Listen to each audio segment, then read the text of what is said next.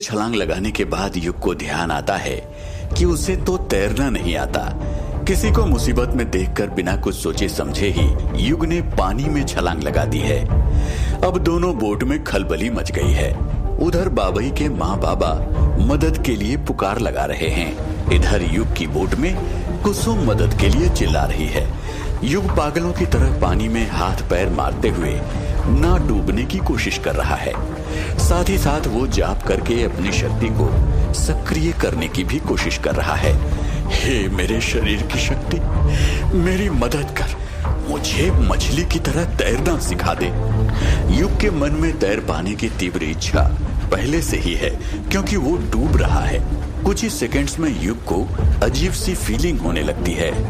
उसे ऐसा लगता है मानो उसके शरीर में हजारों तरंगें एक साथ उठ रही हों। उसके दिल की धड़कन और सांसें तेज होने लगती हैं। उसके शरीर में असीमित ऊर्जा भरने लगती है। उसे तेज एड्रेनालाइन रश का अनुभव होने लगता है। युग के शरीर में अब उसकी शक्ति सक्रिय हो उठी है, मगर फिर भी युग की शक्ति उसके काम नहीं आ रही है। हे भगवान, मैं तैर क्यों नहीं पा रहा हूँ?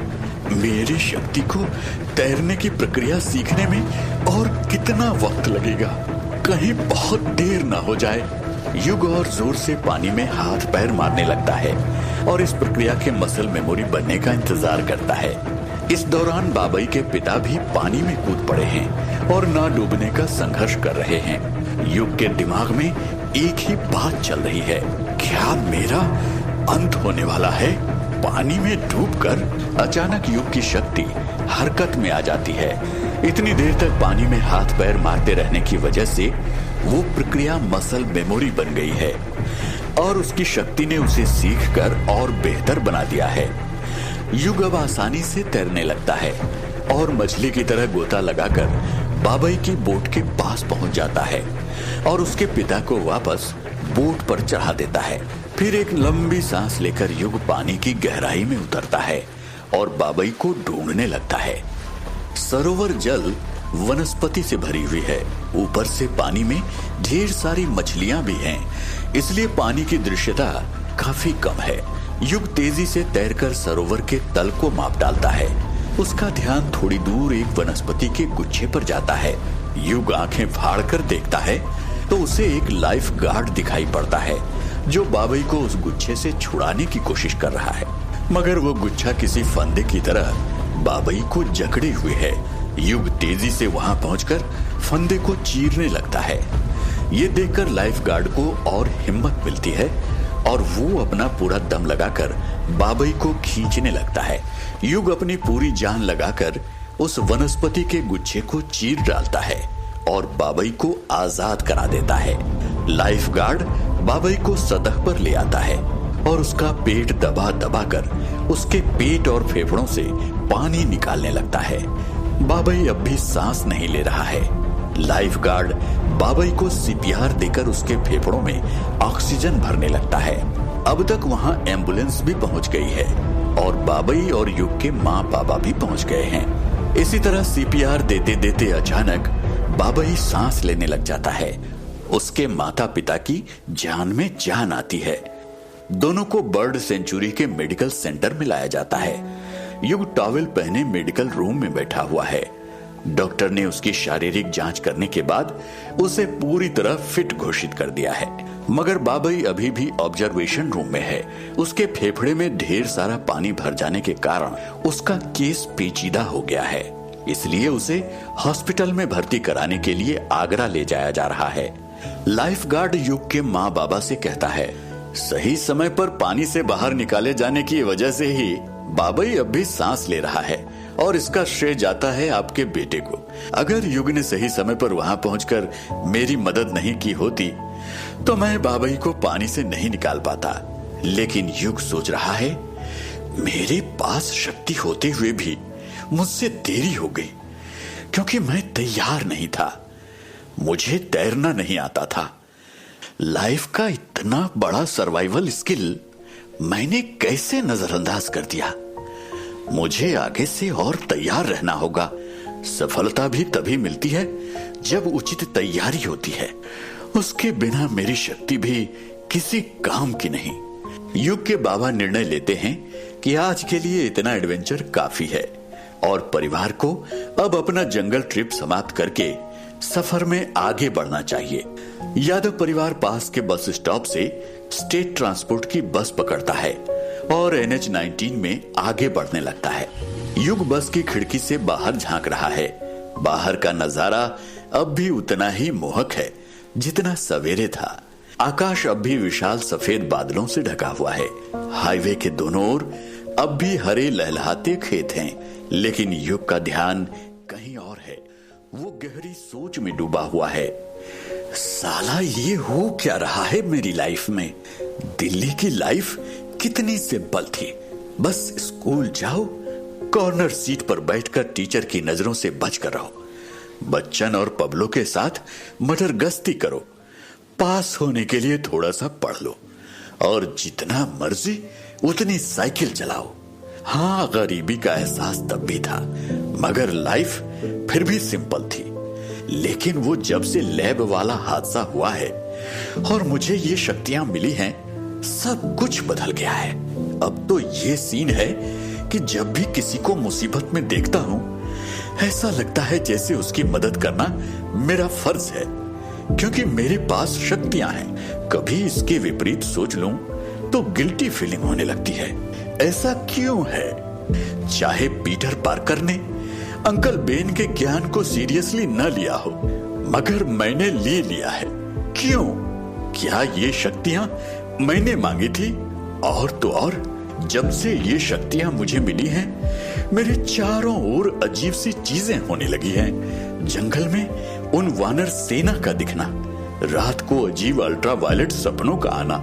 साला, पहले तो मैंने डेड बॉडी तक नहीं देखी थी और अब तो मेरे सामने ही 2 लोग जलकर भस्म हो गए और एक अभी मरते मरते बचा है। ऐसा लग रहा है जैसे डेथ मुझे फॉलो कर रही है। Final destination 20.0। ठीक तभी युग के बाबा उसे टोक कर उसके विचारों की रेलगाड़ी पलट देते हैं और पूछते हैं, कहाँ खोया हुआ है? युग कहता है, कहीं नहीं बाबा, बस ऐसे ही। बाबा कहते हैं, सरोवर की घटना के बारे में सोच रहा है? युग कोई जवाब नहीं देता। बाबा कहते हैं, अरे ठीक हो जाएगा, वो आगरा का बेस्ट हॉस्पिटल है पुष्पांजलि। सुना नहीं लाइफ गार्ड ने क्या कहा? तू वक्त पर नहीं पहुंचता तो। वैसे एक बात कहूं? युग बोलता है, क्या बाबा? बाबा कहते हैं, बहादुरी और मूर्खता के बीच की रेखा बहुत पतली है। कभी कभी हमें पता ही नहीं लग पाता हम बहादुरी का काम कर रहे हैं या मूर्खता का। युग बोलता है, मैं समझा नहीं बाबा। युग सब समझते हुए भी अनजान बनने की कोशिश करता है। बाबा कहते हैं, मतलब कि तैरना ना आते हुए भी पानी में कूद जाना मूर्खता थी, बहादुरी नहीं। युग कहता है, पता नहीं बाबा, ये मुझसे अपने आप ही हो गया। वो कहते हैं ना, नेचुरल इंस्टिंक्ट। मगर अच्छा हुआ ना बाबा, इसी बहाने मैंने तैरना सीख लिया। आपने भी तो ऐसे ही तैरना सीखा था। बाबा बोलते हैं, और अगर नहीं सीख पाता तो?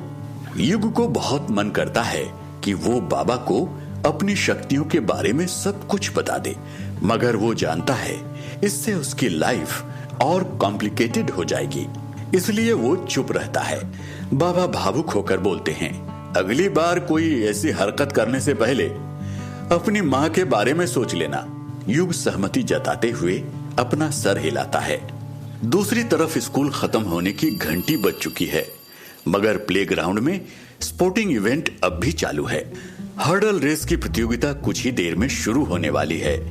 दिलीप और बब्बन बेंच पर बैठे इसके चालू होने की प्रतीक्षा कर रहे हैं।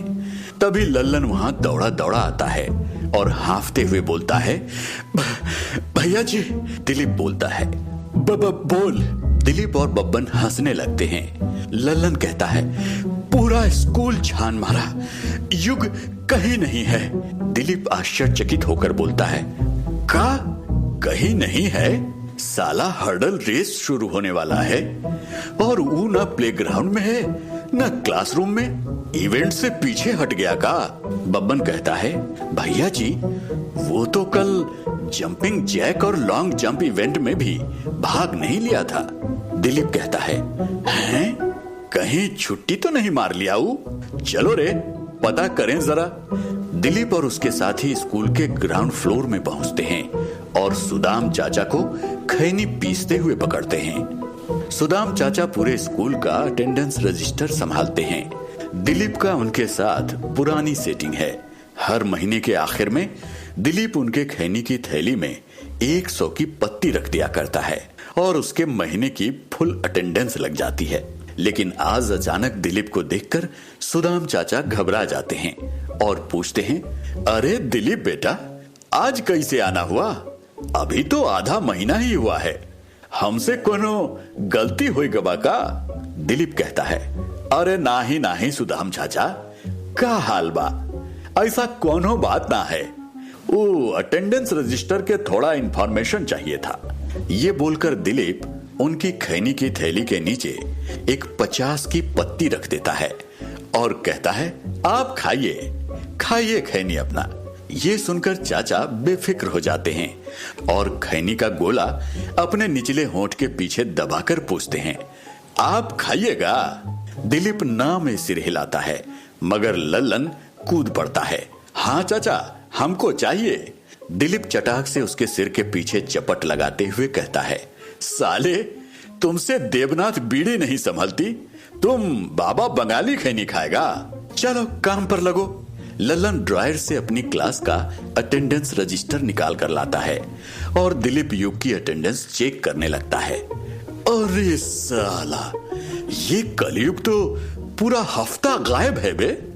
अटेंडेंस रजिस्टर में युग के नाम के आगे पूरे हफ्ते में लाल ए लगा दिया गया है। बब्बन रजिस्टर देखकर बोलता है, वो साला क्वालिफायर में तो ऐसे खेल रहा था जैसे सीधे खेलो इंडिया यूथ गेम्स जीतकर मोदी जी से हाथ मिलाएगा। अभी पूरा हफ्ता छुट्टी मार लिया है। दिलीप कहता है, ससुरा फोकट का हमसे इतना मेहनत करवा डाला बे, इससे तो अच्छा था हम खुद ही खेल में भाग ले लेते। ये कैसा सैंपल पीस है बे?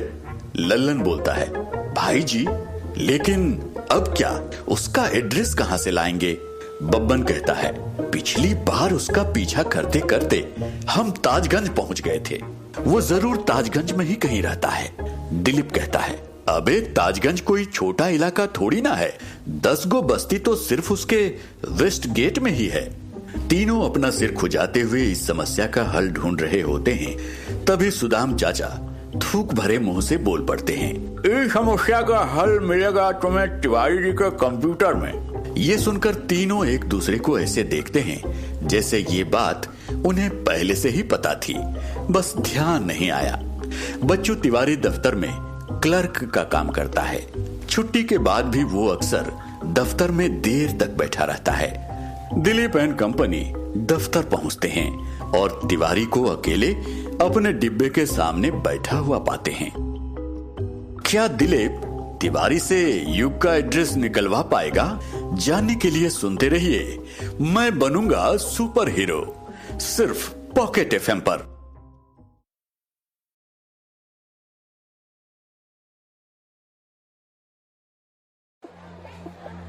क्रिश, मेरे पास तुम्हारे बेकार बहानों के लिए बिल्कुल वक्त नहीं है। हम सिर्फ तुमसे 10 लाख रुपए मांग रहे हैं। क्या तुम हमें उतने पैसे दे सकते हो या नहीं? लता विश्वास ने क्रिश की तरफ देखकर कठोरता से कहा।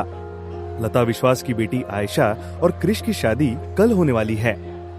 कई तरह के लाइटों और फूलों से घर को सजाया गया था। घर पर मेहंदी का प्रोग्राम चल रहा था। ढोलक बजाते हुए कुछ औरतें गाना गा रही थी और कुछ लड़के लड़कियां उन गानों पर नाच रहे थे। पूरे घर में शादी का माहौल एकदम सेट था। आयशा उन्हीं